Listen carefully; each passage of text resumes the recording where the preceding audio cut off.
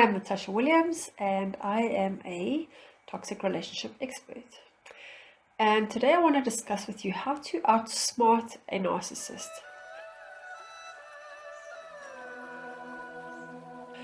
Now, here's the thing. You cannot play somebody that's good at their game, the same game that they're playing.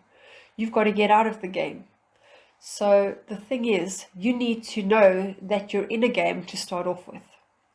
To a narcissist, it's like a game of cat and mouse. So they've the cat and you're the mouse, and they've trapped you, and now you're under their control, and they're like a puppet master controlling you and moving you around, getting inside your head, inside your life, inside your friends, everything that you believe in, to change you to what they want you to be. And if you don't like it, then they will just give you a hard time about it. So if you want to outsmart them, you've got to play that game. Now, okay, you're not going to play that game. You're going to say, I want to get out of this game. I'm not enjoying this game. So if you've ever seen Jumanji, Jumanji is a movie where the players actually end up going inside this game, and they each got their own characters, and each avatar has got their own strengths and their own weaknesses, and then they have to try and get to the end of the game so that they can get out. Now, that is what it's like. But the thing is, you don't realize you're playing in this game in the first place. You're thinking you're dealing with a human being, and they're not. They're AI. They're humanoid. They're computer programs. So if you want to get out of the game, you've got to get out of the computer program. So how do you do that? You start off by studying them. You will notice that there are certain behaviors, certain patterns that they follow all the time. And rather than taking it personally, you're going to see that it's their behaviors, it's their patterns. If they call you names, that's what they do. Doesn't mean you are the name. You don't buy into the name. You just say, well, that's it. That's what you're calling me. I don't have to take it on board. So you start by getting yourself disassociated. Look at it as if you were an observer, a fly on the wall. As if you were somebody like Super Nanny that's coming into a family that's dysfunctional and is standing on the side and is just watching this situation. So there's no judgment, there's no good or bad, it just is.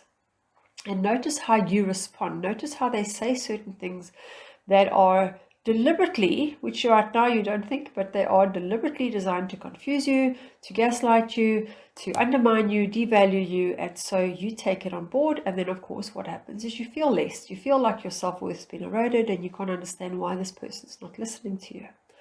So rather than taking it on board, leave it there. Just leave it right there. And then I want you to turn the tables. So how do you turn the tables?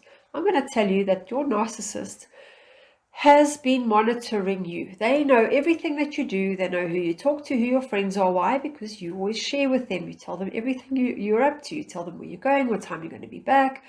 You cut your meeting short because you feel so jealous because you might be out meeting somebody and he's not getting the attention that he's looking for.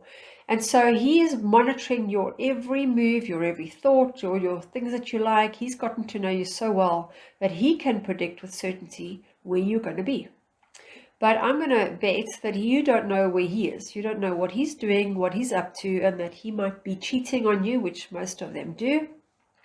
And most of them are liars, so they might tell you where they were at a friend when they were actually at the bar, or wherever they were. So what you want to do is you want to start getting to know what he is doing. So you might say, I don't want to be that person. I don't want to pry. But you don't even know who you're living with. Now I'm going to tell you, I lived with my husband, who I thought I knew. And I was married for 17 years. And I one day decided I wanted to know what is it that he's doing all day. And I'm at work, I get home, and he's sitting in the same position, on the same couch that he was when I left. And I might be gone for 12 hours. So what on earth could he be doing all day? I couldn't understand it, and I needed to know. And so I put a recording device in the house. Now, it's very unobtrusive. They don't have to know about it, and it's legal. You're allowed to record your own conversations.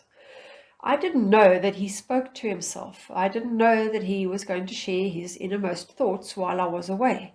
So I got to find out a lot about this person that I was living with, and it shocked me. And in fact, what I didn't know was that I used to call it his, it was something on Mondays. But anyway, Monday was pornography day, and I discovered that he could watch hundreds of porn movies the whole day long while I was out working. and then accuse me of maybe looking at people and what am I up to. So I want you to start keeping tabs on where he is. The thing is, you're not going to say anything. Just like he hasn't said anything to you, he hasn't made it obvious that he's tracking you, he's stalking you.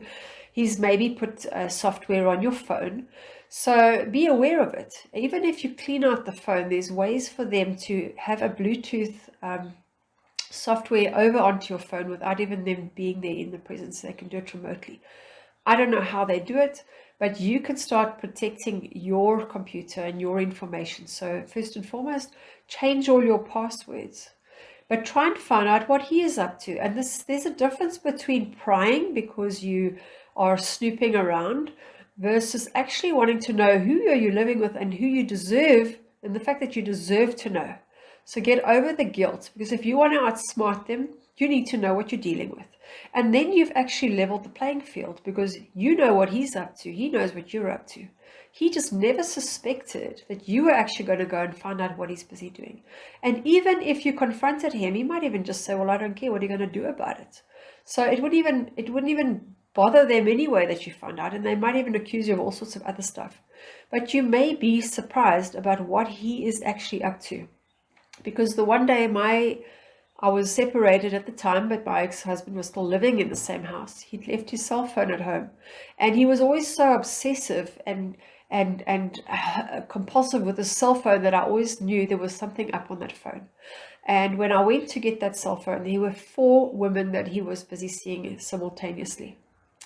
And it really hurt me, because even though we were separated, he was still living in my house and still telling me, spending hours trying to convince me that I need to make it work, and you know, we can do this thing together. And I mean, there were days that I actually lost my voice because I was talking for so long, that he tried to convince me how much he loved me and how much he'd try harder, while he's actually seeing 4 other women.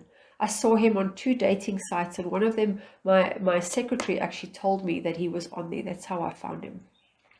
And this was while we were still married. This was before the separation. So get to know thine enemy. You need to know what you're dealing with. If you were going to go into a court battle, you need to know what you're up against. You can't just go in there blindly and say, well, I'm just going to fight the good fight, but then they come with you at something. So remember, you don't want to be on the defensive. You want to be on the offensive. And any information you get, if you find things that are illegal, keep that. Take screenshots, take photos, keep it, because if you get to a place where you have to get divorced or there's custody of the kids that are involved, anything like that is evidence. And if you have recordings of him shouting at you or screaming at you, that's even better. So that would be my suggestion. Look up on the law. I'm not telling you to do anything illegal. I'm just telling you to find out who it is that you're living with. You're not doing it to harm anybody. In fact, you're doing it to protect yourself and your children. So let's do this. I hope that this helps you, and I look forward to chatting to you again. And if you like any of these videos, please subscribe. I share a lot of this information with you. And if you'd like to comment, I will love to reply back to you so I can find out more about what you need and what I could do for you. Have an awesome day.